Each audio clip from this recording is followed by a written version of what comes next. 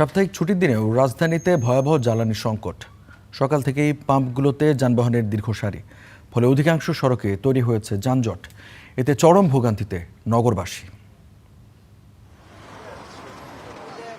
মধ্যপ্রাচ্যের সংকট অনেকটাই কেটে গেছে। একের পর এক তেলবাহী জাহাজ ভিড়ছে চট্টগ্রাম বন্দরে। তারপরও তেল পাম্পগুলোতে ছোট হচ্ছে না অপেক্ষায় থাকা যানবাহনের দীর্ঘ সারি। রাজধানীর অধিকাংশ পেট্রোল পাম্পে তেলের অভাবে বন্ধ।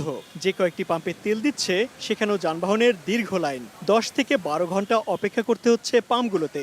12 ঘন্টা অন্য জায়গায় যদি অন্য কিছু করা যায় তো অনেক টাকা ইনকামও হইতো। এই তেল না নিয়ে সাইকেল চালানো ভালো ভাই। দুপুরে খাবার টাবার আনার পরে আমি আসবো এখান নিতে, না আমি পাবো না।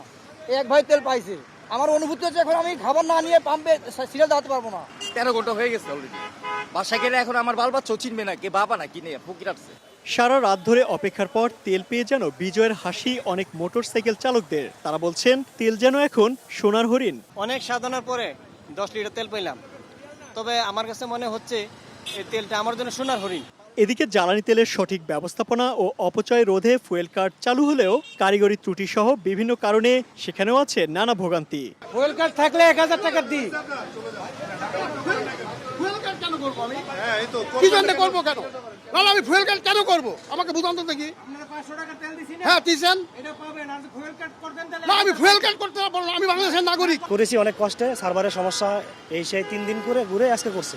একই লাইনে ফুয়েল কার্ড এবং আদার সিরিয়াল থাকলে তো সুবিধা কোথায় থাকতো? জাস্ট তেলটা একটু বেশি পাওয়া যাচ্ছে, আর কিছু নয়। গ্রাহকরা বলছেন সংকট সমাধানে সরকার এখনই কার্যকর ব্যবস্থা না নিলে স্থবির হয়ে পড়বে জনজীবন। Imtiaz Ahmed, star news, Dhaka.